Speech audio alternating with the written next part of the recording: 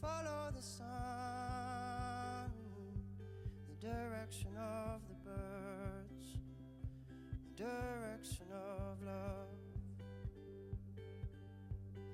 Breathe, breathe in the air, cherish this moment, cherish this breath. Tomorrow's a new day for everyone, a brand new moon, brand new sun. When you feel life coming down on you like a heavy weight, when you feel this crazy society adding to the strain, take a stroll to the nearest water's edge. Remember your place. Many moons have risen and fallen long, long before you came. So which way is the wind blowing? And what does your heart say?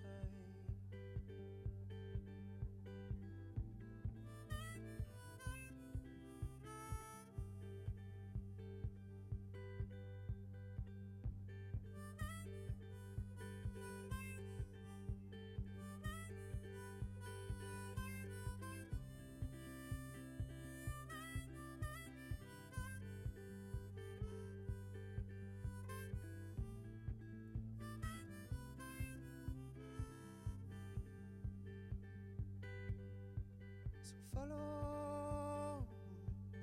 follow the sun, and which way the wind blows when this day is done.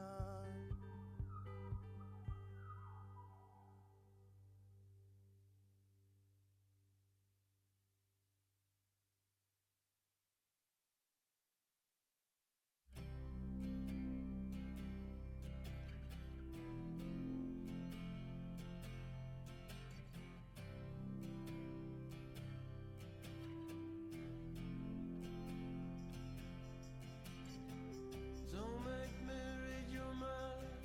You should know me better than that. It takes me too much time. You should know me better than that. You're not that much like me. You should know me better than that.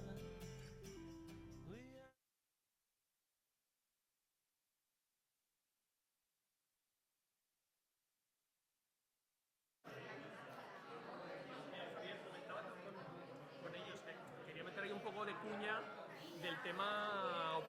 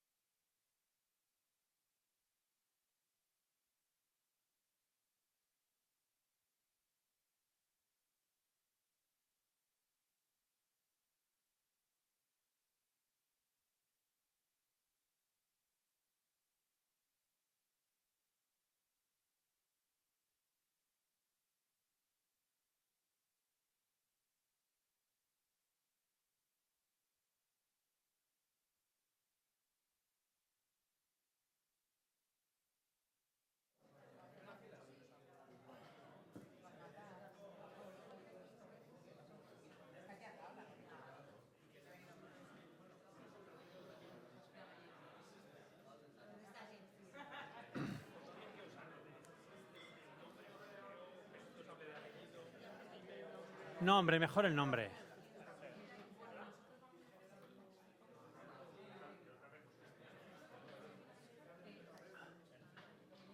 Estamos con una empresa joven, ¿verdad? Y... ahí va.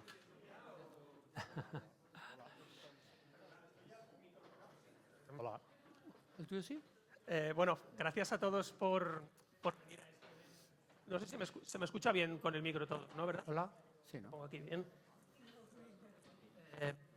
¿Qué tal? Gracias por venir a este evento organizado por STAM. En un evento en el que intentaremos tomar un poco la filosofía de la compañía y tratar de hablar de innovación en el sector del retail, que entiendo que si estáis aquí es que os interesa y es que os toca en más o menos profesional, personal o simplemente por puro hobby. Los protagonistas son ellos, evidentemente, que son los que de verdad saben de retail y los que nos van a enseñar a que aprendamos, a sacar conclusiones y a poder aplicarlas luego en nuestro día a día a nuestra actividad profesional o simplemente por puro conocimiento. Empiezo desde más cerca a más lejos. Óscar Catime, partner de EY, con una larga trayectoria en BBVA o Amadeus, que seguro que nos puede aportar desde este punto de vista de la consultoría, de la asesoría, cómo ayudar a las empresas a trabajar en este campo tan interesante. En medio, Ricardo Dos Reis, consultor de RP Consulting, especialista en el mercado chino. 6 años, me decías, de country manager de Mango. Exacto, en el país. Más 5 años de consultoría, sigo trabajando con China, ya entonces 12 años de China. Y al fondo, Javier Fernández Andrino, que además de ser exdirectivo del Corte Inglés es muchas otras cosas, entre ellas advisor de STAM, y que está lanzando varios proyectos personales que seguro que alguna pincelada u otra, y aprovecho que soy periodista, seguro que alguna exclusivilla nos puedes dar. Quería empezar hablando de innovación, porque muchas veces la palabra innovación es un concepto que puede sonar incluso vacío de tanto utilizarlo.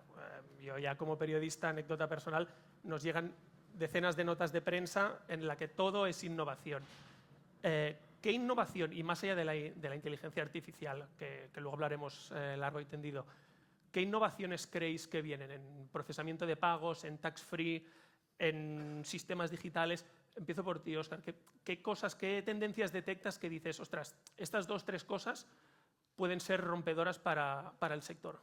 A ver, yo vengo de banca, entonces, y de banca digital, entonces los medios de pago pues han cambiado muchísimo en los últimos años. O sea, es que yo ya no me acuerdo la última vez que fue a un cajero. Y hace 8 años yo recuerdo que la penetración de las tarjetas de crédito era lo mejor del 20 y algo %. Y hemos pasado de utilizar monedas y billetes a utilizar el teléfono, a utilizar el reloj o los chinos a utilizar la cara, ¿no? Entonces yo creo que cada vez se va a tender más a que los pagos sean invisibles, un poco como pasan con muchos de los servicios digitales tipo Uber o todos estos, ¿no? En los que desaparece esa decisión y esa fricción de compra y básicamente el proceso de pago depende de tu decisión de hacer la compra. Y yo creo que vamos a ir avanzando en esa dirección. Cada vez más la seguridad y cada vez más los sistemas de protección de los consumidores son más potentes, con lo cual yo creo que tenderemos cada vez más a no ver pagos. O sea, los pagos pasarán, pero tú no te enterarás. ¿Y cómo convencemos? Porque convencer a alguien de la generación Z es muy fácil, pero mi madre también compra. ¿Cómo la convencemos de que deje de pagar en cash o que deje de pagar, de ver que es más fácil para ella y no, uy, esto no me fío? ¿Cómo la convencemos a este cliente que no está tan en la ola? Esto no te va a gustar. Y a tu madre tampoco. Es que no la vas a convencer, no la vas a dejar pagar de otra manera. Igual que no te dejan pagar con 3 cabras y un elefante, pues no te van a dejar pagar con monedas. ¿Sabes? De hecho, cuando vas a Nueva York, bueno, Nueva York justo mal ejemplo, vas a muchos sitios y no te dejan pagar con efectivo. Te obligan a pagar con dinero electrónico. Entonces, no se hace de manera muy radical, pero poco a poco van eliminando tus opciones de hacer ese pago. Y yo creo que en Europa en breve van a empezar a eliminar directamente el uso de efectivo, porque es muy difícil también de trazar. Ricardo, tú que conoces un mercado como el chino, donde también el uso de efectivo cada vez va más a la baja.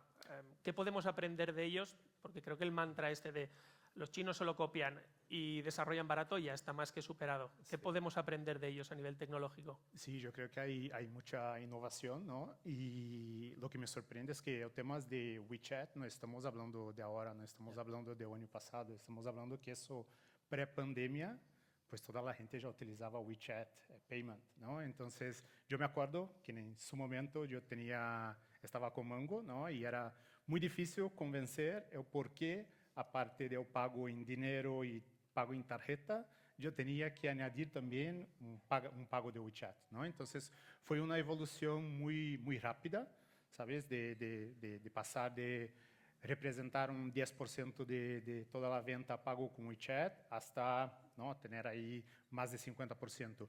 Yo creo que una táctica que ellos utilizan mucho para adopción de redes de medios de pagos es realmente incentivos, ¿no? Y lo intentan hacer en momentos como Chinese New Year, lanzan cupons, ¿no? Adoptas la red social, adopta el medio de pago y tienes aquí un red cupón, tienes un incentivo para adopción de la tecnología. ¿Qué podemos aprender de ellos para traerlo aquí? Son sociedades evidentemente muy diferentes, pero ¿qué soluciones que tú has visto allí? Dices, ostras, esto en España con un poco de maquillaje podría funcionar. Yo creo que, bueno, los medios de pagos conectados también a redes sociales, ¿no? Entonces, el entorno no es solo el medio de pago por un lado, el e-commerce por otro. En realidad, todo funciona dentro de un ecosistema solo, ¿sabes? Que se comunica entre sí y que hace con que toda la venta, la conversión sea más fácil.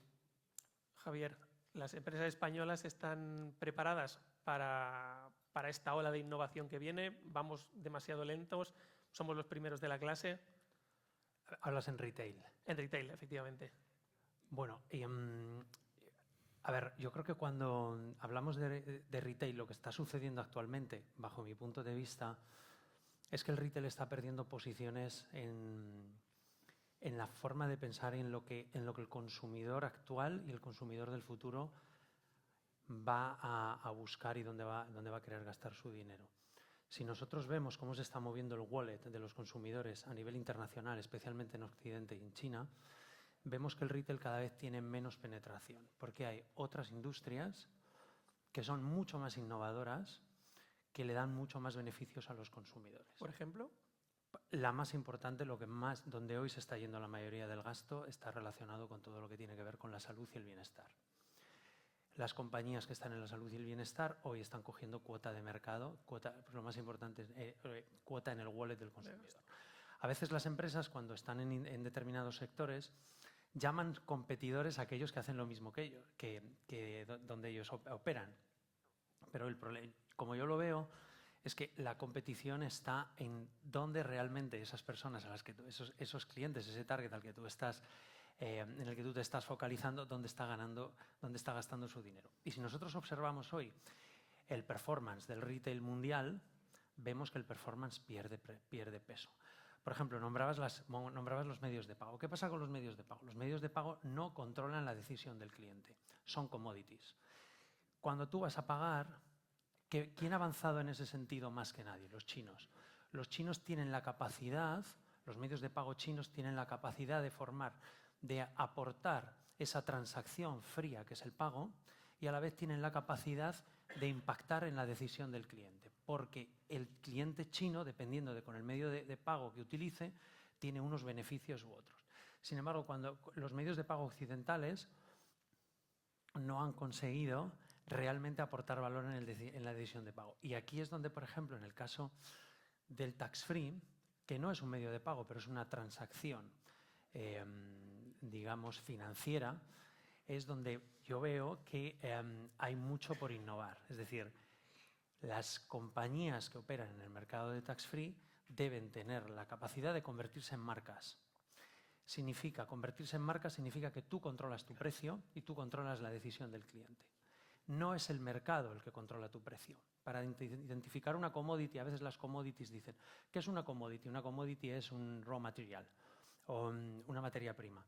No es cierto. Una commodity es todo producto cuyo precio marca el mercado.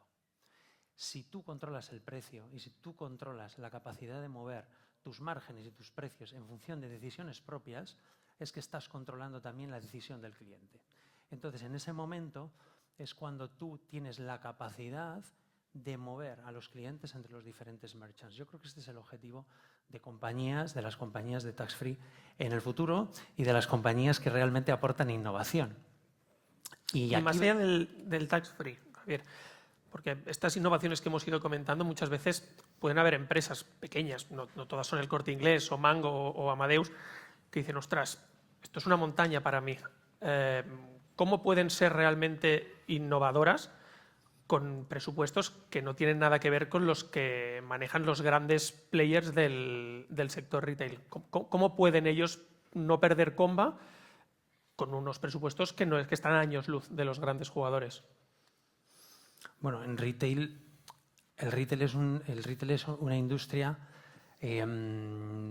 tremendamente dinámica, en el sentido en que las tendencias influyen mucho.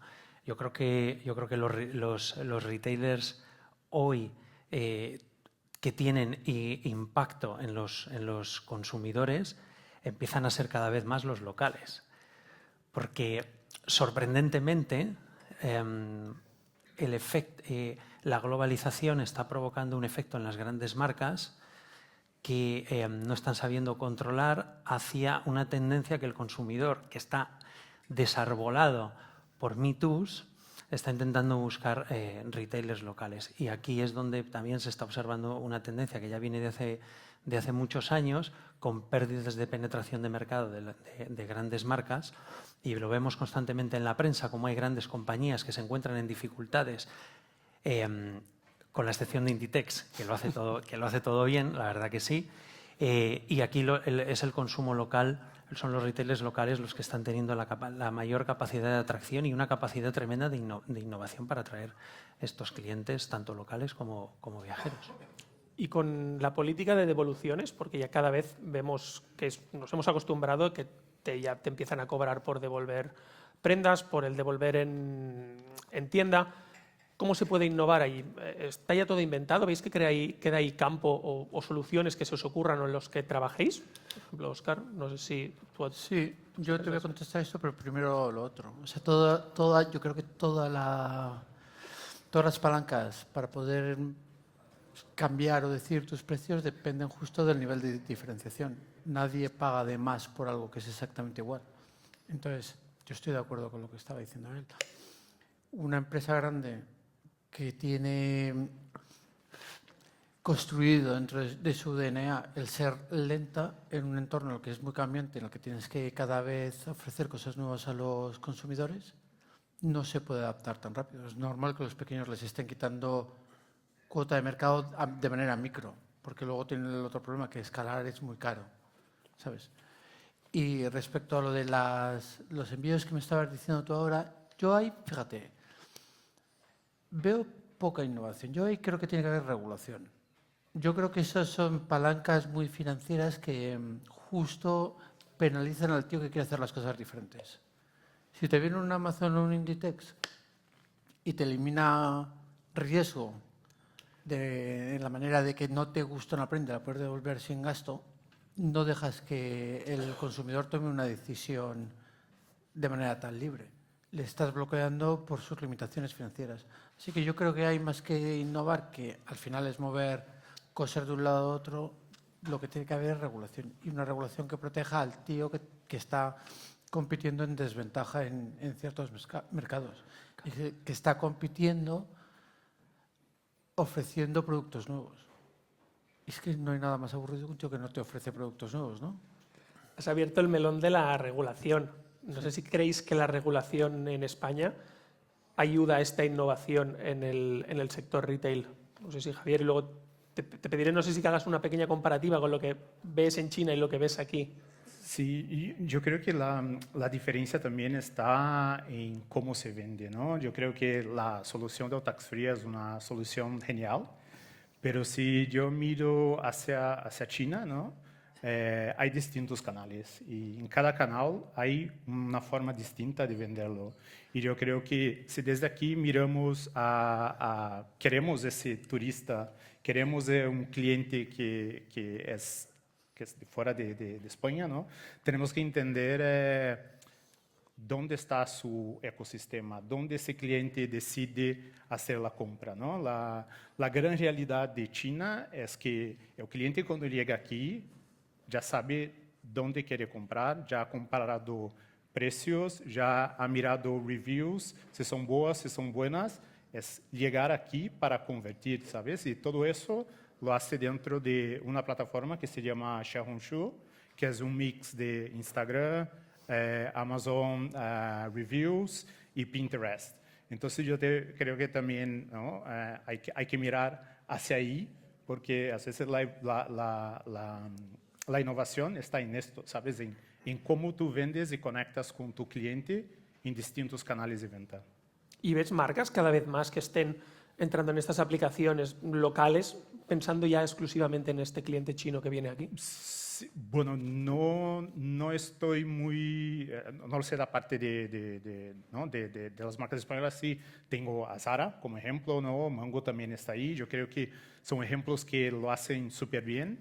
Además, Zara, aparte de que aquí lo ha hecho muy bien en conectar online offline, yo creo que en China pasó por una transformación muy grande de que ha crecido tanto online que han dejado de abrir tantas tiendas. Las tiendas que tienen ahora son bien posicionadas, traen experiencia más que nada y una conexión brutal entre online y offline. Y aparte de eso también pues trabajan mucho, que es un poco la dirección que veo en el mercado chino, con muchas pop-ups puntuales, ¿no? Con producción especial, colección especial y todo eso pues conectado con una plataforma, un sistema de pago online de China. ¿Qué innovación ves para llegar al cliente? Hemos hablado del método de pago, pero antes de eso, para llegar al cliente, estas aplicaciones que comentaba Ricardo, ¿qué otras innovaciones ves para captar a este cliente? Bueno, el mercado chino es un mercado que ha cambiado y que está cambiando. No solo el chino, luego hablaremos específicamente de China, pero a nivel mundial, tanto el local como el internacional. Bueno, es lo que te trataba de decir antes. Lo que se está produciendo actualmente es cómo en una sociedad cada vez, bajo mi punto de vista, más hedonista y más de un consumo inmediato, qué marcas son capaces de hacerte distintivo frente a los demás.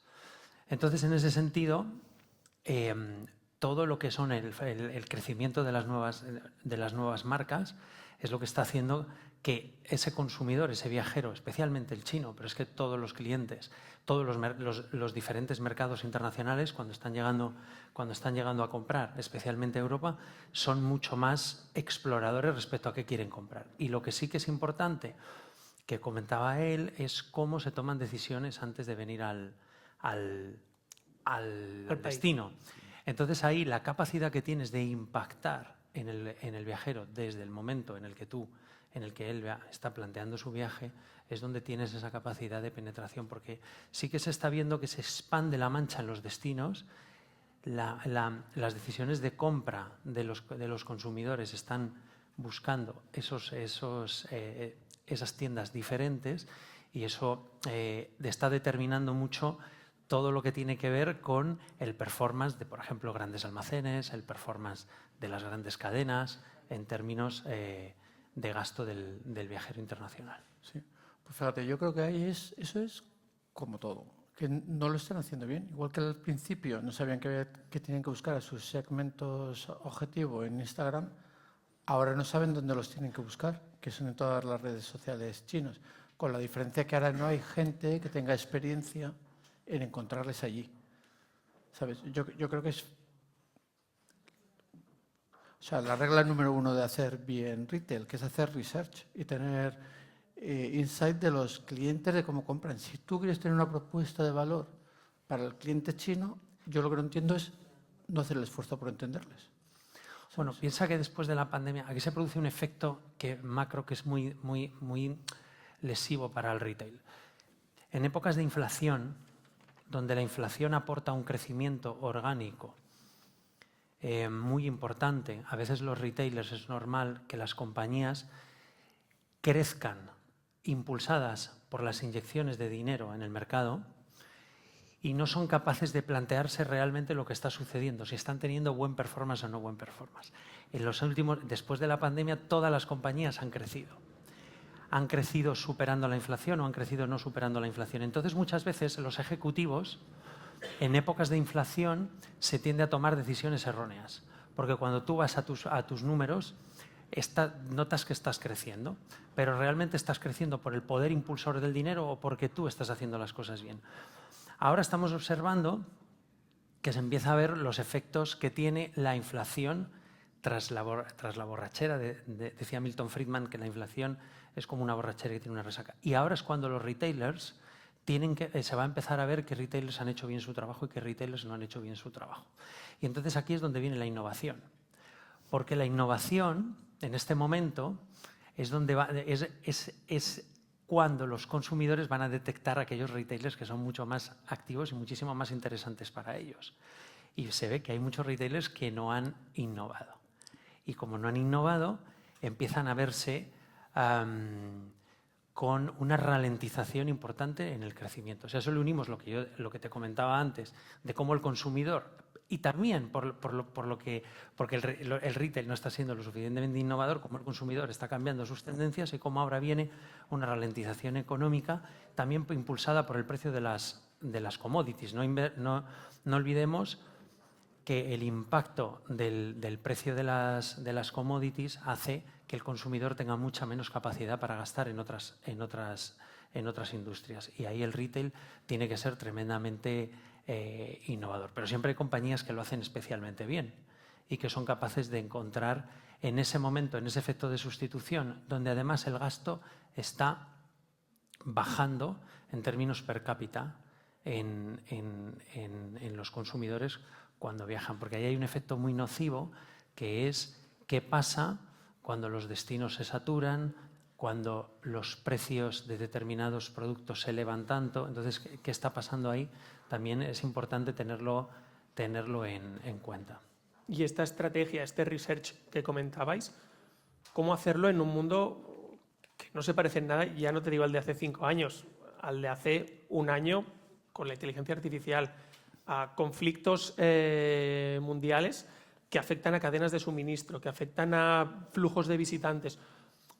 ¿Cómo tomar decisiones que exigen un tiempo de preparación cuando de aquí a este tiempo en que podemos ejecutarlas, el mundo puede ser otro? ¿Cómo innovar? ¿Cómo diseñar estrategias en un mundo tan cambiante como el actual? Yo creo que es un tema de modelo. O sea, yo creo que innovar es caro. O sea, no es barato. Sí. Porque primero te vas a gastar la pasta y luego te viene. Entonces, yo creo que normalmente los ejecutivos, y yo te digo que trabajando de consultor siempre alucino cuando dicen lo que se quieren gastar y el retorno que quieren tener. Digo, si fueras capaz de hacer eso, tendrías que multiplicar por 200.000 la inversión. Entonces, el problema es que como tienen miedo, que el miedo es el principal destructor de valor, ordenan lo que tienen que hacer al revés. En vez de empezar consumidor, propuesta de valor, operaciones, no sé qué, empiezan, no, yo voy a empezar por innovar en costes. Digo, tío, es que no le vas a mover la aguja a nadie. Entonces, las compañías y los casos que estaba explicando él, casi todos vendrán de innovar en la propuesta de valor. Es, yo te voy a dar una cosa tan molona que vas a dejar de comprar esto y esto para comprarme la mía. ¿Sabes? Pero si yo hago una cosa que es recortar costecitos, pues el tío que hace la decisión de gasto le da igual esta, la otra, porque son los tres. Los gastos es para reportar directamente a los mercados y el consumidor pues no... es que ni se lo piensa. Pero cuando alguien saca un producto al mercado que es realmente diferencial, esa es la compañía que nunca tiene problemas. ¿Sabes? Entonces yo creo que cuando hablar de cómo tienen que enfocarse a ese proceso de ser competitivos en el mercado, es decir, yo voy a jugar a ser un tío que quiero tener precios altos y productos punteros, o quiero ser un tío que voy a estar estrujando la cuenta de resultados y me voy a dedicar a optimizar mi producto commodity para que cada vez me cueste menos servir al cliente. El primero te da mucho más recorrido, pero te obliga a hacer esas inversiones. Que no solo es inversiones de me voy a gastar pasta, es voy a cambiar mi organización, me voy a traer a todos estos tíos que hacen las cosas diferentes, voy a quitar a todos estos tíos que llevan 20 años diciéndome que no hay que hacer las cosas diferentes, ¿sabes? Que llevan aquí mucho tiempo, que son amigos de todos, entonces te obligas a hacer una revolución. Entonces solo las empresas que son capaces de dar un pasito atrás y ver todo lo que hay que hacer para continuar siendo competitivo, ¿sabes?, lo logran. Esto es un poco lo que hablábamos antes del fútbol. ¿Qué le pasaba al Milán y a todos estos? Terminaban con un equipo de gente de 84 años. Llegaban al final de temporada que no podían ni correr. Claro, no ganaban nada. No, si es que son todos muy buenos. Ya para el partido 2 o 3 de la temporada, pero no para jugar el partido entero. Entonces, ese refresco continuo, de hecho, es justo lo que habría que poner las 3 rayitas de igual a innovación. O sea, si tú sigues vendiendo lo de siempre, solo tienes que esperar deterioro en tu demanda del mercado. ¿Y cómo hacerlo, Ricardo, con la añadida dificultad de trabajar con el mercado chino? Porque trabajar con un cliente de Tarragona, de Teruel, más o menos es más fácil, porque podemos, es mi primo, entendemos cómo piensan, es más fácil. Con el cliente chino, una cultura totalmente diferente, con también sus riesgos políticos, con sus riesgos geopolíticos, con sus vaivenes tecnológicos y además con una estrategia que hay que diseñar. ¿Cómo hacerlo? Es como la versión plus de dificultad, ¿no? Sí, bueno, para nosotros lo que he aprendido de China es realmente es que necesitas una reacción muy rápida a todo lo que pasa, porque el mercado evoluciona de una forma que no he visto en otros sitios, ¿no? Y yo creo que, además, siendo una marca internacional en China, antes de 2015, eso era una gran ventaja, ¿no?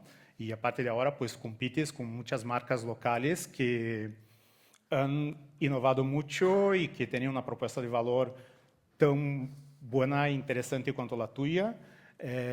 Yo creo que aquí lo que apostamos mucho es por una ejecución local. Entonces, equipos muy aptos, ¿no?, para reaccionar rápido y transmitir esa mensaje de lo que se hace falta hacer. Y nuestro ecosistema de retail también es adaptar los canales de venta, ¿sabes? No trabajamos tanto en cambios de innovación o cambios en producto, pero sí ajustes en cómo vendemos, ¿no? Un ejemplo muy sencillo: hace poco tiempo hemos empezado a hacer un live streaming en TikTok con una vendedora de AI, ¿no? Fue la primera vez, lo testeamos. Inicialmente, el año pasado, teníamos dudas si lo haríamos o no. Testeamos para ver si el live streaming estaba correcto, si lo hacía bien, las contestaciones, y al final nos ha ido bien, el coste ha sido menor.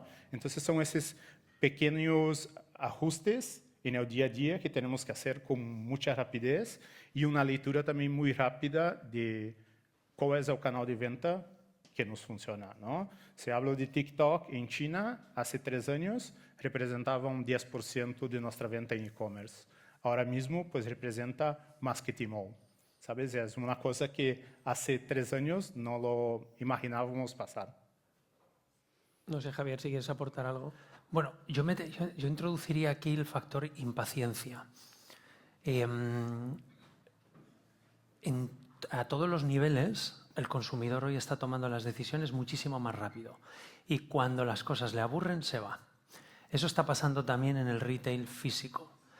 Por eso los retailers físicos intentan crear actividades paralelas al retail para mantener al consumidor. Pero lo que está sucediendo con todo, hasta con las canciones.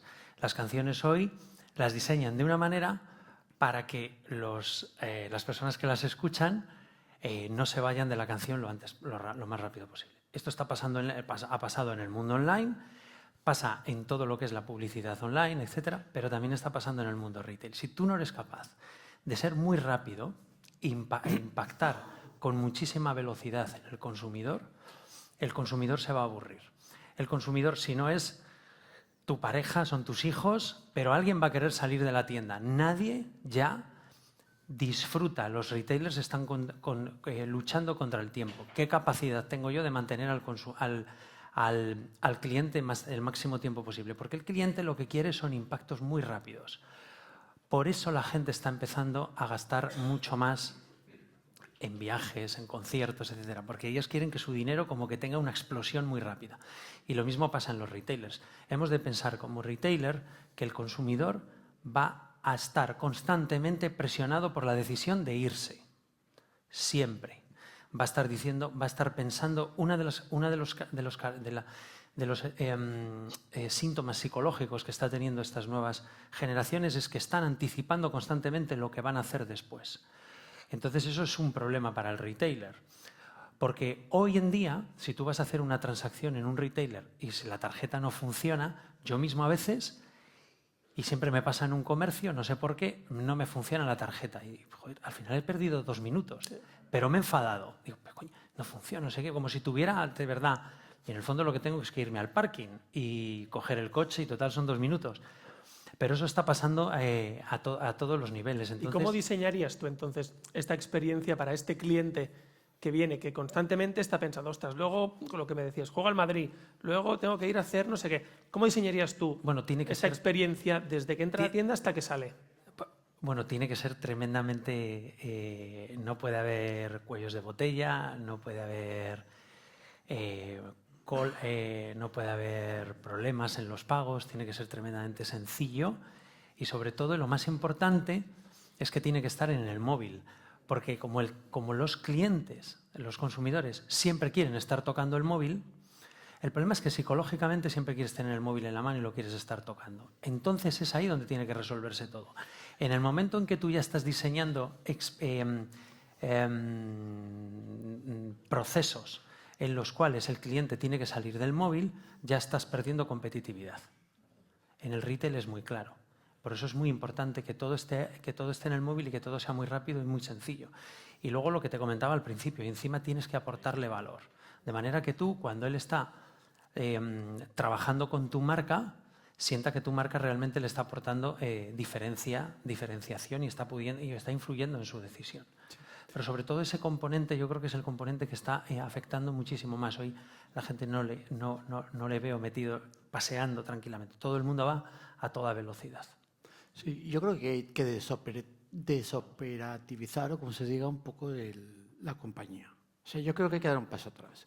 Yo creo que lo primero que hay que hacer es darle cariño a la marca, que tenga una historia que le esté contando al mundo, que conecte con la gente, que cuide los mensajes, ¿sabes? Y que luego vaya desplegando todo eso a sus operaciones, a sus retail, a sus productos y tal.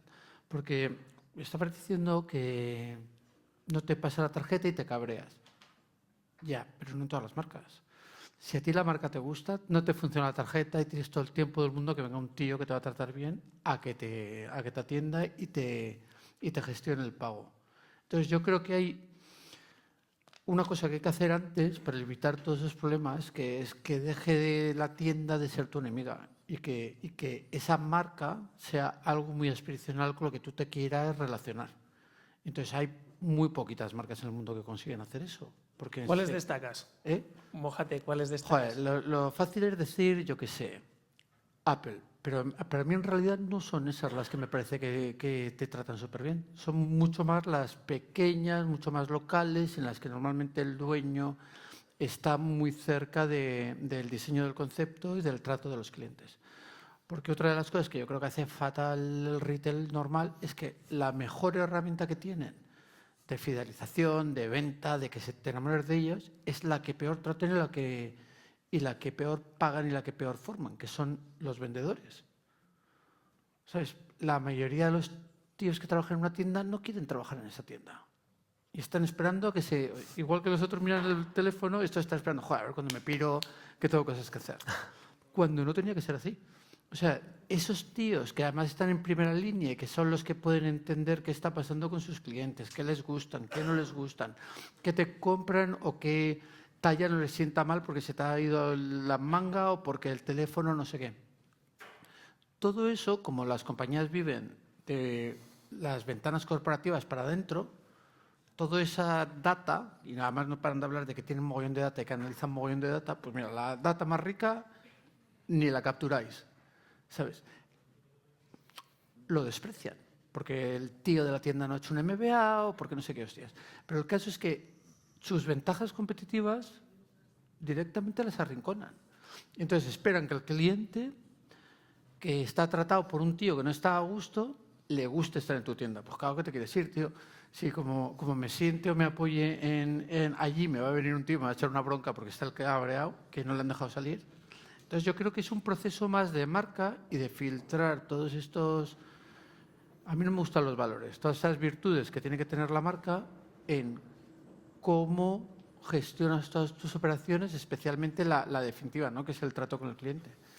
Porque además pasa una cosa... Claro, porque tú siempre eres mucho más condescendiente con las personas que amas, Claro. como eres mucho más condescendiente con las marcas que amas. Claro. Evidentemente las esperas cuando tú estás con una marca que deseas, tienes un deseo por ese producto, es mucho más fácil, es mucho más normal que un cliente no empiece a sentir tensión.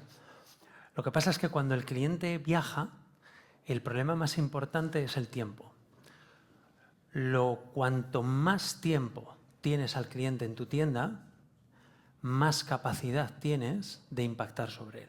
Sí. Entonces ahí lo que pasa es que tú tienes que tener al cliente metido en la tienda, pero le tienes que dar tiempo de valor.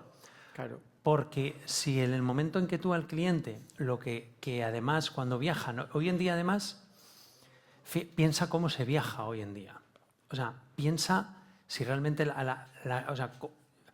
yo a veces, cuando tengo que viajar, ya no es una cosa, incluso personalmente, ya no es tan placentero por el nivel de saturación. Entonces, cuando la gente viaja a destinos donde ha tenido retrasos de todo tipo, y al final tú tienes que ser capaz de ser muy eficiente con ese cliente en el momento, y todo tiene que funcionar perfectamente. Y ahí es donde, insisto yo, entra toda la innovación en el retail, y ahí es donde los retailers... Pero si tú vas hoy en día a los retailers, tú vas a ver que la gente está esperando y que la gente está perdiendo mucho tiempo, y sobre todo cuando ya han decidido, porque cuando tú has decidido lo que quieres hacer y te hacen esperar, el problema es mucho, mucho mayor. Y hoy en día lo que yo veo es que la gente tiene una capacidad tremenda para salirse, desconectar, y porque vivimos en esa sociedad con esta velocidad, y ahí es donde yo creo que hay el cambio más importante. Pero es cierto que, claro, cuando tú amas una marca mucho, le soportas casi todo. Te pasa con los coches, se te estropea el coche, pero como es la marca a la que amas, dices, bueno, no, este coche no da problemas. Y luego que te cambias de marca, a mí me ha pasado, me dio un problema y dije, ¿ves? Es que esta marca no funciona. Por eso ahí está la relación de las marcas con sus clientes, es muy importante. Ahí entramos y desde luego los empleados, ¿no? Si los empleados no tienen esa relación positiva y no están motivados, ahí entras ya en otras connotaciones que son más lesivas en el caso del retail. Pero es cierto además que es un problema, porque claro, con dificultades para encontrar determinadas personas con determinada formación y con determinada vocación, las marcas, uno de los problemas que tienen los directivos hoy, si tú les preguntas, ¿cuál es tu principal problema? Siempre te van a decir el talento, ¿no? Entonces ahí te cuesta encontrar talento, pero a la vez motivar el talento, ¿no? Sí. Y ahí es donde tú lo notas cuando entras a una compañía. Es que además hay una vibración especial en las tiendas donde los empleados están a gusto. Y eso yo pienso que se traslada al performance de las tiendas, ¿no? Y me pongo a pensar ahora, la verdad, en algunas marcas que han perdido, yo creo, un poco esa relación cliente, tecnología, consumidor. Es que yo creo que la tecnología les confunde. O sea, yo a los del retail les diría, tío, quitar la tecnología, dejar que os la haga otro. Este año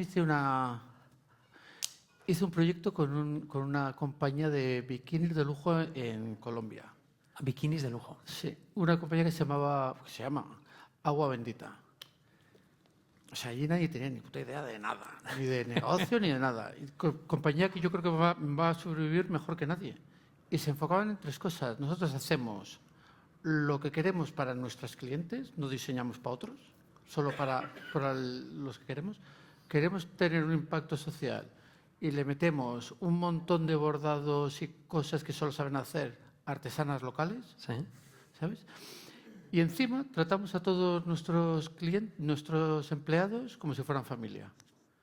O sea, yo les veía y decía, joder, pues no sé ni cómo nos hundís. Pero aquello no paraba de crecer. Y les llamaban de todos los retailers digitales, sobre todo americanos, canadienses y tal, y algunos de Middle East, y les quitaban las cosas de las manos. Luego no podían entregar, porque claro, todo era un desastre. Pero tú veías que eso, que estaba súper mal gestionado desde el punto de vista profesional, decir, es que esto no se va a hundir nunca. ¿Sabes?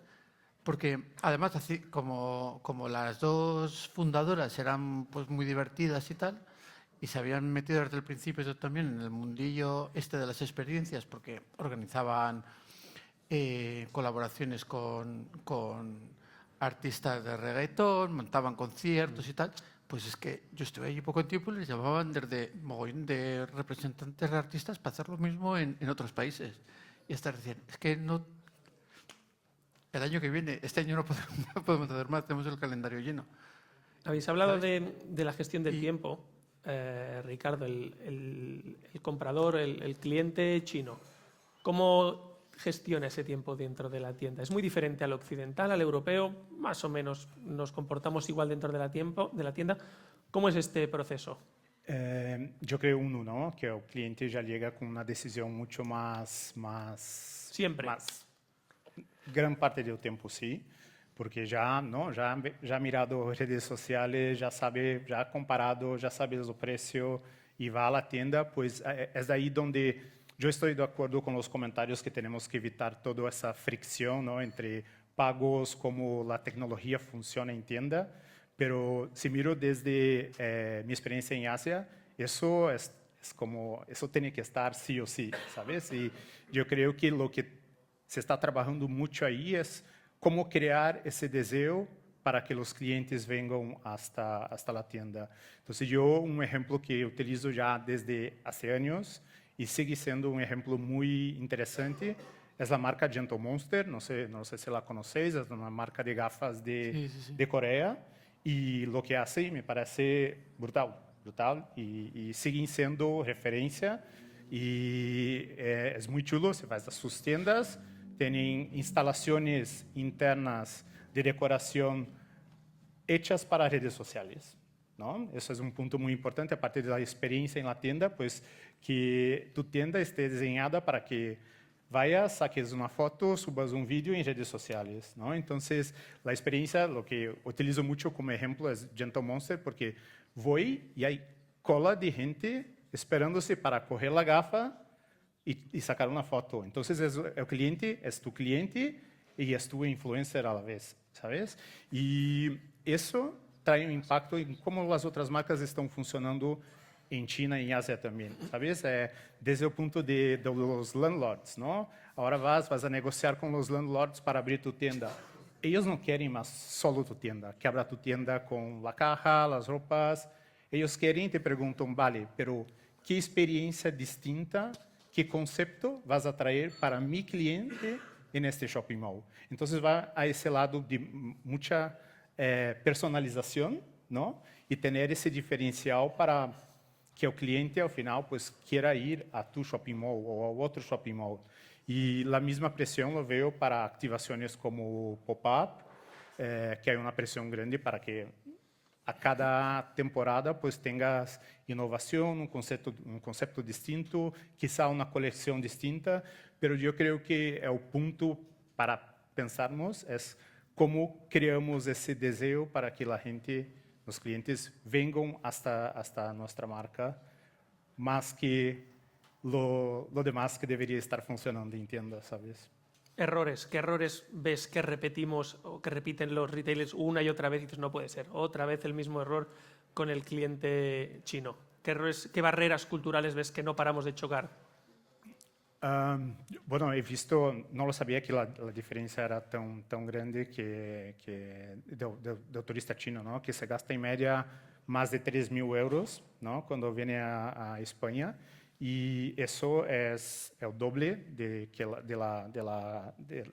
la media global, ¿no? Entonces, es un turista que tenemos que tenerlo en cuenta. Creo que tenemos que saber comunicar con ellos dentro de su ecosistema, ¿no? Que sería Xiaohongshu, WeChat, y yo creo que es un poco chinos, ¿no? Chinos, ¿no? Vengan, yo creo que hay una relación todavía que necesita mejorar con los turistas chinos.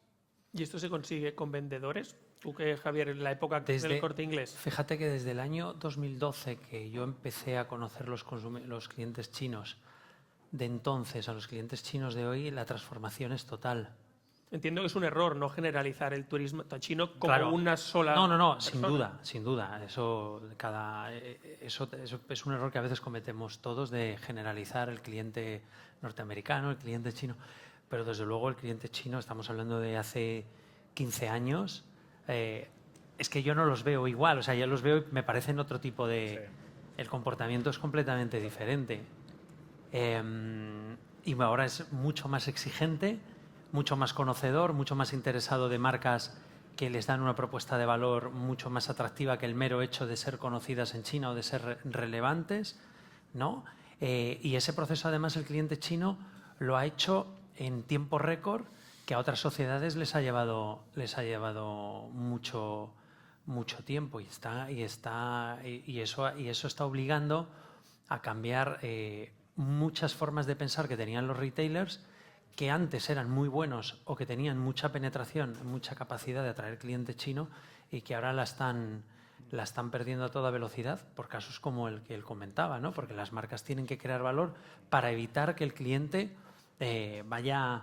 ¿Cómo son capaces de hacer que el cliente esté más tiempo en su tienda y sea más atractivo para comunicarlo en China? Pero justo en tu casa lo habéis hecho muy bien. O sea, yo trabajo en el mismo edificio que tiene el Corte Inglés de Castellana abajo. Y veo que siempre hay un montón de chinos, pero veo que hay ahí dependientes del Corte Inglés que son chinos o que por lo menos hablan chinos. O sea, veo que el trato es mucho más de dar la bienvenida y de ayudar que en otros sitios. O sea, hay un claro foco en atender a ese cliente a nivel personal, no solo de producto o de comunicación en sus redes sociales. Porque sobre la base, el motor impulsor de esa transformación era que ya tu cliente no está walking distance de la tienda, sino que tu cliente es el mundo entero. ¿Cómo eres capaz de crear un concepto donde todo el mundo está alineado con el hecho de que te conviertes en una tienda global? Cuando tú te conviertes en una tienda global, tienes que cambiar las operaciones, tienes que cambiar el personal, y sobre todo la persona que lo lidera tiene que tener mucha motivación, nunca ceder y nunca permitir que volvamos a planteamientos de antaño. La transformación que viene desde otros mercados, el enriquecimiento que permitió en ese momento transformar determinados procesos en la compañía, venía de cómo se comportaban consumidores de todo el mundo. Entonces eso nos hizo que teníamos que entender que a los clientes chinos les necesitaban tratar con empleados chinos, cada vez menos porque las nuevas generaciones chinas hablan inglés. Por lo tanto, eso está cambiando también a gran velocidad.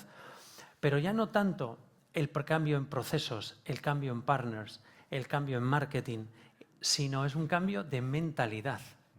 Es un cambio de cómo conviertes tu compañía en una compañía que de repente tiene clientes a 10.000 kilómetros y que piensan diferente a los clientes que tienes al lado, y sobre todo compran diferente, porque el cliente que está cerca entiende la compra como un convenience, que es una gran lucha que tienen que hacer determinados grandes almacenes, pero el cliente que viene de lejos entiende la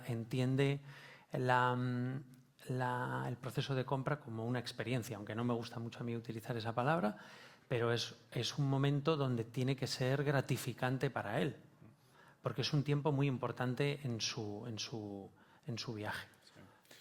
Y bueno, y también ¿no?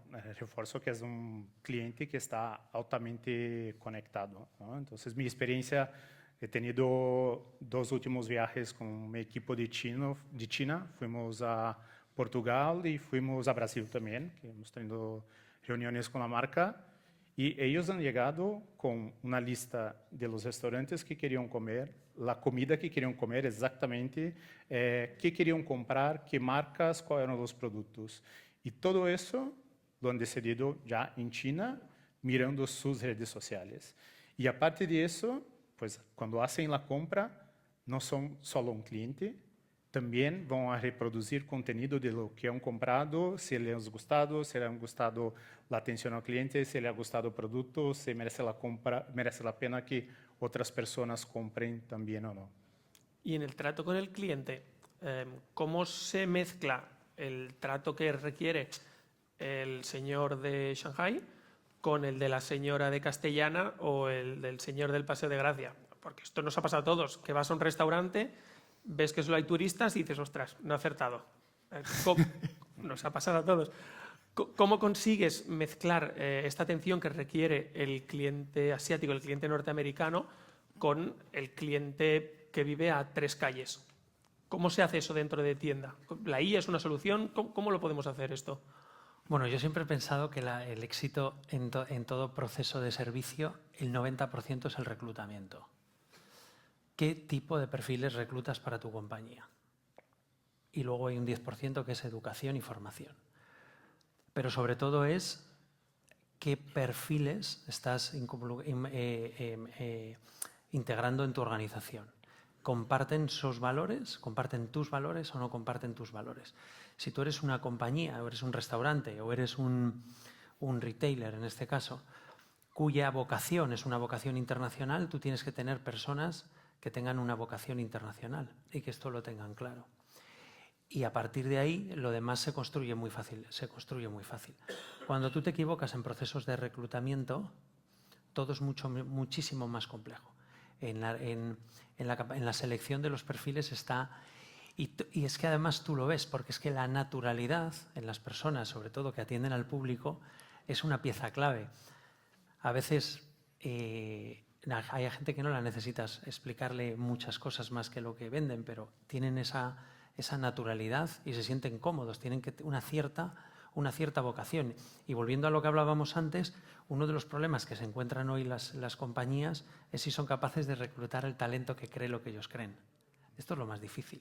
¿Cómo soy capaz de encontrar esas personas que comparten mis ideas y que comparten esa forma de pensar, ¿no? Y ese es un proyecto muy, muy bonito. Y así es como se construyen las compañías, yo creo. Y yo creo que eso se diseña también. Se diseña. Yo creo que diseñas con la experiencia que le das a tu cliente a través de tus empleados. ¿Sabes? Luego puedes hacer 2 cosas, dejarlo a la buena de Dios y a ver qué hace cada uno, ¿sabes? O tener unos principios de cómo tratamos a un cliente, ¿sabes? Esto lo hacen súper bien los de Four Seasons, por ejemplo, ¿sabes? Que tú vas a ese hotel y no te quieres volver a casa, ¿no? Y no es la misma en todos sitios, pero los principios filosóficos que aplican a esa experiencia en cada destino sí que son comunes. Entonces es mucho más fácil, cuando abren el siguiente, saber cómo tienen que empezar a diseñar, o cuando tienen que contratar a alguien, saber lo que le tienen que decir que tiene que hacer. Antes de abrir el... Dime, perdona. No, cuando tú aplicas... Me alegro que digas Four Seasons. Uno de los retos que ha tenido siempre el retail, y ahí es donde entran los modelos de Four Seasons o de Ritz-Carlton, es cómo procedimentan esas compañías. El primer paso es el reclutamiento, donde ellos ponen todo el impulso definiendo claramente las job descriptions de la compañía, qué hace cada persona, donde la accountability es muy marcado. Una vez has diseñado ese proceso de reclutamiento, cómo tú eres capaz de desarrollar policies and procedures para que tus procesos y procedimientos de la compañía sean perfectos y nítidos. De manera que, que tú al empleado, cuando lo metes en procesos y procedimientos muy marcados, el empleado está mucho más feliz porque sabe lo que tiene que hacer. Al contrario de lo que la gente piensa, los procesos y procedimientos alivian el trabajo del empleado, porque ya sabe en qué framework se puede mover. Y entonces ahí, a partir de ahí trabaja y es capaz de sacar su carácter genuino con el empleado. Cuando tú haces ese proceso y luego además lo metes dentro de cuando tú haces el proceso de reclutamiento y lo metes dentro de tus procesos y procedimientos muy marcados, tú tienes esa excelencia en el servicio y esa vocación en el servicio. Ahí es verdad, y es muy interesante lo que acabas de comentar, porque es verdad que el retail, en ese sentido, es demasiado espontáneo todavía y entonces sí que la experiencia del cliente depende de quién le atienda. Y entonces en compañías como Four Seasons no depende de quién te atiendan porque los estándares están muy marcados. Y ese es un proceso que también pasa en otras industrias, en las industrias de la salud, en otras industrias tienen que hacer ese proceso y trasladar ese modelo al retail. Sí. A ver, yo antes vivía en México y te digo que yo me iba al Four Seasons a pasar a veces la mañana para desestresarme. Y es así. ¿Sabes? O sea, primero que lo tenían todo Tú perfecto. vivías muy bien en México, entonces. Tú vivías muy bien en México. No. Ostras, es que intento hacer algo rápido en México. En el entorno banca, ¿sabes? Con el ahorita. Entonces yo tenía que ir allí a tomarme un café y relajarme. Que luego a mí me encantan los mexicanos, pero hay veces que necesitaba un break. Y yo me lo cogía siempre en el mismo sitio. Muy bien. Quería dar la oportunidad al público que habéis venido de hacer alguna pregunta a los ponentes. No sé si alguno se ha quedado con alguna duda o quiere lanzarle alguna... Aquí tengo preguntas para aburrir, pero si alguno quiere participar o intervenir, esto no estaba en el guión, pero bueno, no creo que sean muy malos.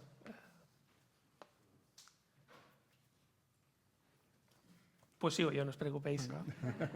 Inteligencia artificial, que es el melón que quizás nos queda por abrir a nivel tecnológico.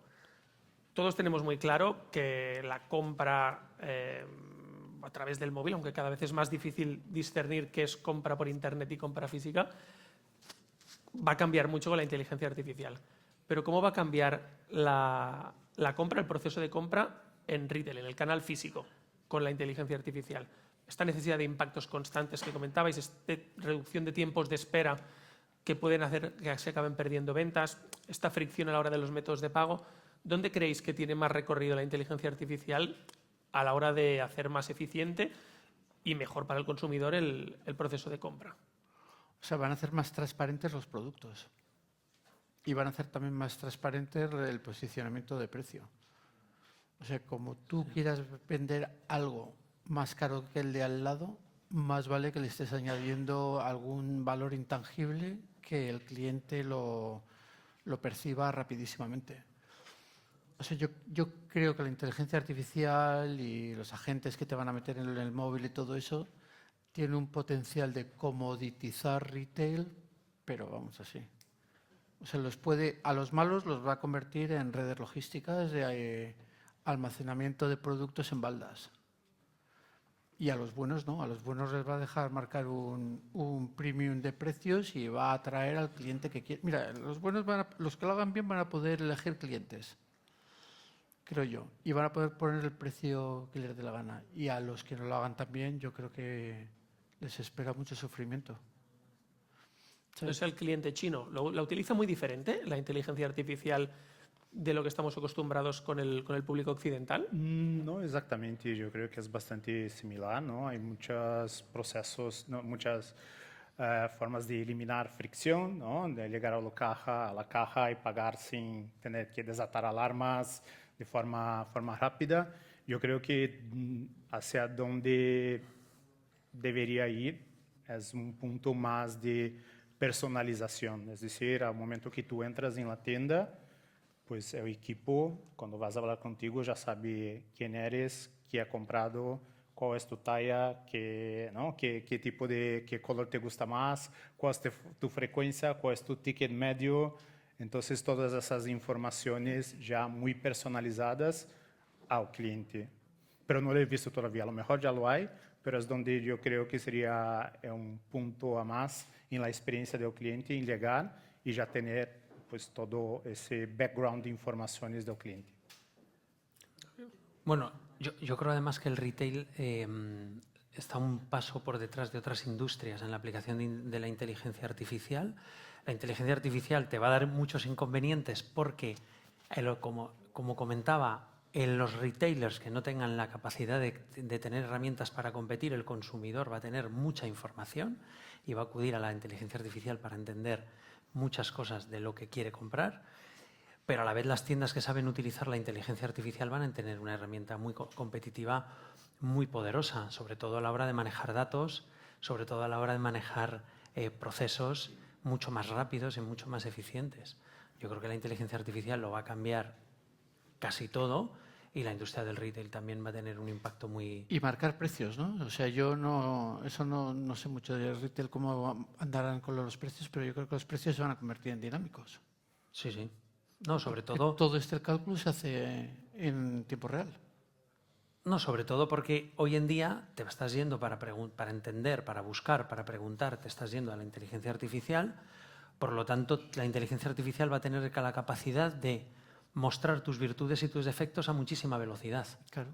Porque si un consumidor va a una ciudad y dice quiero comprar esto y resulta que está a una distancia X, la inteligencia artificial, y te va a dar soluciones para evitar tenerte que mover. Por ejemplo, eso es un caso, es un ejemplo muy sencillo, pero que hoy en día está sucediendo y que además la situación actual es que ya la gente no está usando buscadores tradicionales, sino que todo va a la inteligencia artificial. Y la inteligencia artificial te está dando más información de la que le pides. ¿Será filtrada o no será filtrada? Luego tú ya es como prompteas con ella. Pero la realidad es que tú estás ahí constantemente y eso a los retailers les tiene que poner en alerta de cómo son flexibles y ágiles a la hora de abordar esa situación. Para ir cerrando, que yo creo que vamos bien de tiempo. Ah, por supuesto. Perdón, que me acabo de acordar, me acabo de inspirar. Hablabais del negocio y del comercio local, ¿no? Que muchas veces cuando viajan recurren más a los comercios locales. Me gustaría entender un poco cuál es el motivo que les mueve. ¿Es más la unicidad de encontrar algo que no encontrarían en sus países? ¿O es que he viajado a España, me llevo un souvenir español? ¿Qué les mueve? ¿Qué es lo que realmente les mueve para decir actúo localmente o compro localmente? ¿Es el hecho de souvenir o es el hecho de producción local, sostenibilidad, etcétera? Mira, yo le escuché una vez a un médico chino decir que la gente se iba a morir por compararse, por comparación, por compararse. Yo creo que lo que está sucediendo es que todo el mundo quiere sentirse auténtico, diferente, y busca esos productos que la globalización todavía no los ha abordado. Pero no es por presumir, ¿no? No es como... Sí.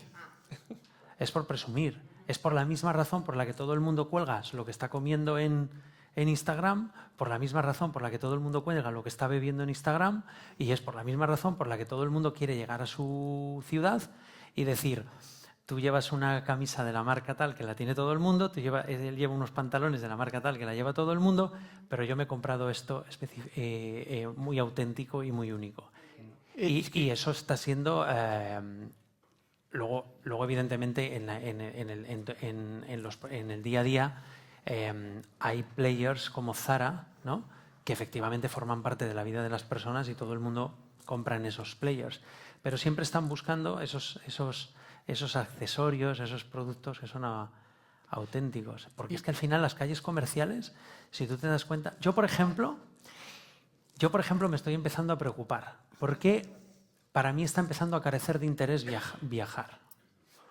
Pero a una velocidad tremenda. O sea, para mí está empezando a carecer de interés no solo viajar, sino ir al centro de la ciudad donde vivo. ¿Dónde está la personalidad, no? Sí. O sea, para mí no tiene ningún interés desde hace mucho tiempo ir al centro de la ciudad donde vivo.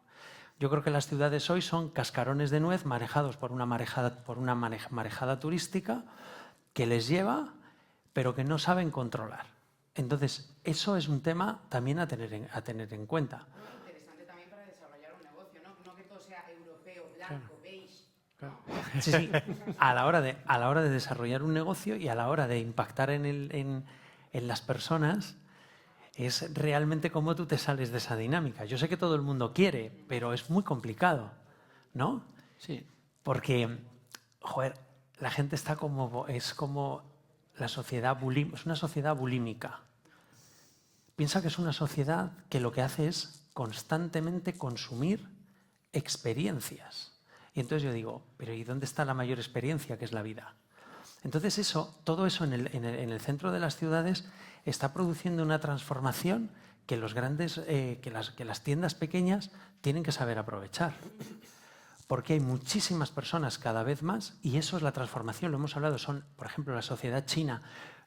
Yo una vez me preguntó un chino, me pareció muy curioso, porque como él decía, vienen con las cosas preparadas, ¿no? Y entonces me viene y me dice, quiero comprar un pijama de esta marca. Y yo decía, ¿pero esta marca? Y era una marca que eran unos señores que hacían unos pijamas en una zona de Madrid que te sorprendería. Y básicamente era porque él había encontrado esa marca y sabía que nadie más la iba a encontrar. Y me pareció muy sorprendente. Entonces, si esos comercios pequeños son capaces de aplicar la tecnología más innovadora, y hoy en día lo más interesante es que la tecnología puede ser barata y puede ser mucho más poderosa que la de los grandes. Tienes la capacidad de tener medios de pago y herramientas de tax free que son muchísimo más rápidas, con una experiencia muchísimo mejor que la que te dan otros en los grandes retailers. Y ahí es donde está el reto. Y de una forma sencilla. Yo creo que lo que hay que hacer es que las tiendas pequeñas tengan la capacidad, uno, de comunicar, y dos, de dar ese servicio a los clientes. Claro, pero es complicado diferenciarse, ¿no? En un momento o en un mundo donde de repente sale una tendencia, ¿no? Todo el mundo quiere ir a por esa tendencia. Entonces, al final, ¿cómo marcas tu personalidad cuando todo el mundo se mueve por tendencias? Quiero este pijama que he visto aquí, quiero, ¿no? Esa esencia que dices tú de viajo, luce todo igual. ¿Dónde está esa personalidad? ¿Dónde la encontramos? Si realmente yo quiero decirle, soy el primero en tener este pijama, y todos, pues yo quiero este pijama también, ¿no? ¿Dónde marcan las pequeñas marcas su personalidad y se diferencian cuando todos están compitiendo por yo lo tengo antes, ¿sabes? Es como hay un equilibrio ahí complicado que... Bueno, es que es difícil. Pero es que a la vez nadie quiere ser turista. O sea, la gente que se va 10 fines de semana a ciudades europeas al año no quieren ser turistas en esas ciudades europeas, ¿no? Entonces, el comprar también cosas locales es una integración en la cultura local, no tienes ese momentito de pertenecer. Hay una escena deliciosa del cielo protector que le preguntan, pero nosotros somos turistas. Y entonces ella responde, no, nosotros somos viajeros. Dice, ¿cuál es la diferencia? La diferencia es que el turista, en cuanto llega, se quiere ir. Y el viajero, no, quiere volver a su casa. Eso es un turista, el que quiere volver en cuanto llega al destino. Está pensando el día que vuelve. Y el viajero es el que está pensando en que eso se alargue y no quiere nunca volver. Es una escena deliciosa para definir esto. Pero la realidad es que el turismo es una industria poderosa, es una industria muy valiosa y hay que tener la capacidad de manejarla, y es un momento además de cambio muy, muy importante, porque todo el mundo está... El Airbnb es interesante, o sea, cómo tú eres capaz de que la industria turística realmente sea positiva o no sea positiva sobre el conjunto de los ciudadanos que viven en una ciudad. Y la sostenibilidad da igual, ¿no? Es como que lo que esté de moda y ya está, ¿no? No lo de lo local que decíamos, ¿no? ¿Sí? Pregunto. ¿No? El compro local porque es guay. ¿La sostenibilidad es algo que preocupa o no preocupa realmente? ¿A quién? Al consumidor. O sea, no piensa en, vale, estoy comprando esto porque lo ha producido en España y no en China. Bueno, sí, claro, hay una parte que sí que le preocupa mucho.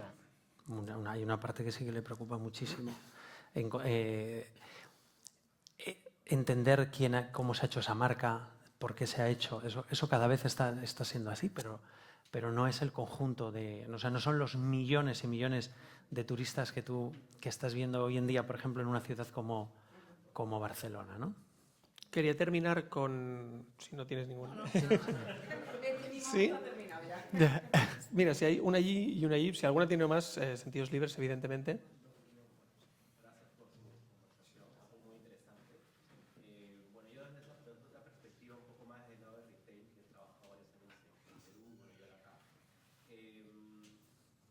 Creo que también este tema de los incentivos que son para precisamente digitalizar el proceso de compra o para el tema del tax free, todo esto, sostenibilidad inclusive.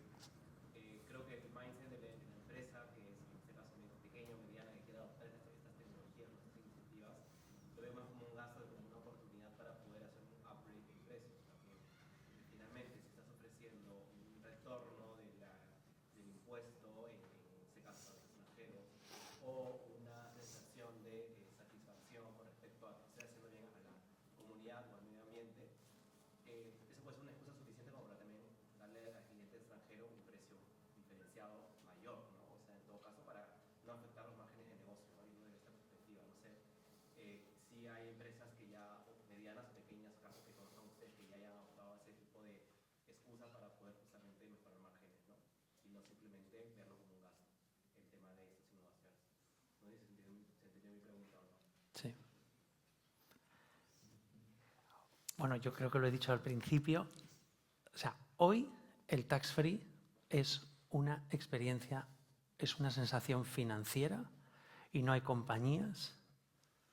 Las compañías líderes no forman parte de la decisión del cliente, ni siquiera forman parte de la vida del cliente. Lo más importante es que si hoy desaparecieran, no cambiaría la vida de nadie. Yo creo que hoy el reto de las compañías que entran en el sector es formar parte de la vida de la gente y que si un día desaparecieran, alguno se levantara por la mañana y dijera, no me digas que ya no tengo esto. Sin embargo, hoy no pasa así.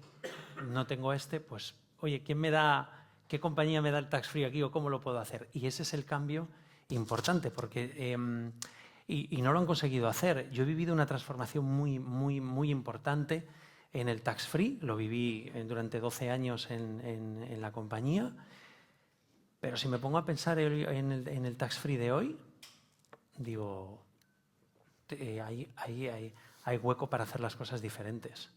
Creo que hay un camino por descubrir y antes los móviles tenían una función que era hablar por teléfono. Hoy los móviles no puedes vivir sin ellos. Creo que el tax free, sin llegar a ese nivel, tiene una capacidad de que le cuente cosas al cliente, de que le diga por qué incrementar el gasto, por qué comprar más cuando viajas. Pero además comprar más no por el hecho de que sea un descuento, sino comprar más porque además de que tienes un beneficio, sino porque lo que te han contado es muy interesante, es atractivo para tomar esa decisión. Y yo creo que ese es el gran cambio. Y luego también, además, los modelos de cómo comunicas, ¿no? Porque lo decía con los medios de pago y lo digo con lo mismo con el tax free, cómo tú comunicas, qué herramientas estás utilizando. No sé, yo creo que hay compañías, y hoy estamos aquí, pero la verdad que compañías jóvenes que tienen... Es una industria para deshacerla y volverla a hacer, y yo creo que es el momento. Sí. Yo creo que el tax free tiene que ser parte de la propuesta de valor del retailer a un segmento determinado de clientes, ¿sabes? Y creo que la compañía que te facilita todo ese proceso tiene que ser básica para la vida del retailer. Que si pierdes esta pieza, te has quedado sin aquel cliente, ¿sabes? Y creo que ahí es donde pensar las cosas diferente es muy importante. Pero tú fíjate que las marcas cambian de tax free como cambian de auditora. Tú hoy... Perfecto. Claro, pero entonces... Pero tú no culpa puedes... del tío del tax free. Pero ya, en el momento en que cambias de tax free, como cambias de auditora, significa que ninguna compañía de tax free te está dando un value proposition. Por eso culpa del tío del tax free. Ya lo harán mejor. Yo no conocía este mundo para nada, hasta que conocía al equipo de Stamp. Y cuando les vi presentar, dije, joder, vaya eliminación de fricción que le van a meter al sector. Esto lo único que tienen que hacer es contarlo bien, porque es no-brainer. Hasta que luego, claro, empieza a hablar con retailers y ya está el tío de no sé dónde de tecnología que ve que es un esfuerzo de la hostia hacer la integración, que tiene 28.000 otras cosas que hacer, porque empiezan las cosas al revés. O sea, si el tío que manda ahí dijese, a ver, tío, ese de allí, que es el que me va a comprar, quiere que le des el descuento. Todos vosotros ya os podéis ir alineando para que le consigáis el descuento sí o sí. Yo nunca hago lo del tax free por el dolor que tiene, pero es verdad que me fui a no sé dónde, ¿sabes? No me acuerdo que me compré y fui por el procesito de rellenar papeles y tal.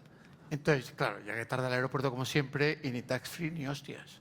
Se me olvidó y es que no hasta que no volví a casa y vi... me había ido a Colombia. Hasta que no volví a casa y vi que tenía el papelito, dije, joder, qué de fricción hay aquí. O sea, la gente no lo valora, a menos que tú se lo cuentes como compañía. Entonces, tienes que tener toda la cadena de valor muy bien diseñada, porque es que si no,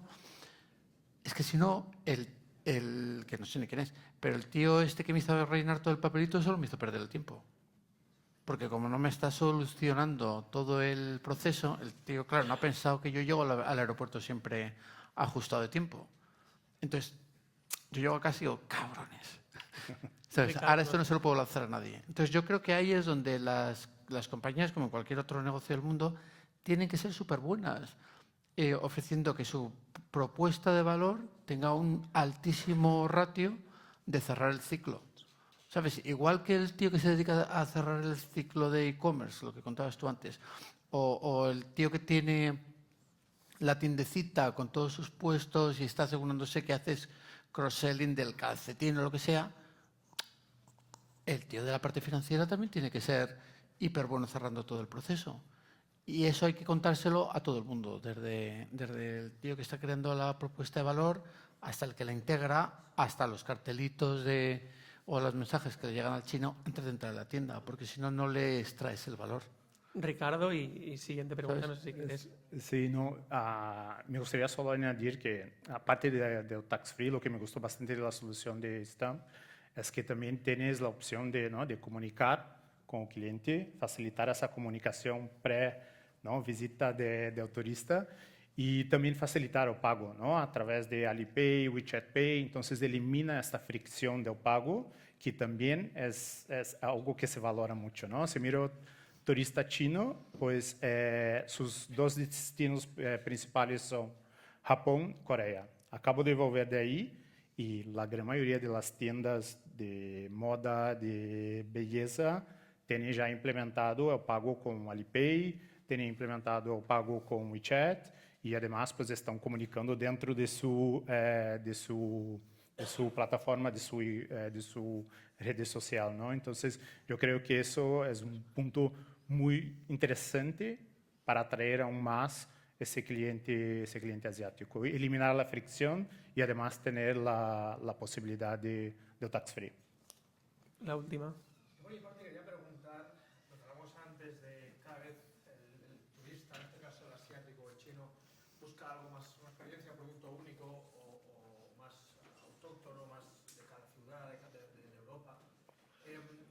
Yo últimamente he visto que algunas marcas están como haciendo un poco de su identidad de marca, que para mí es muy importante, lo que yo preguntar es vuestra opinión.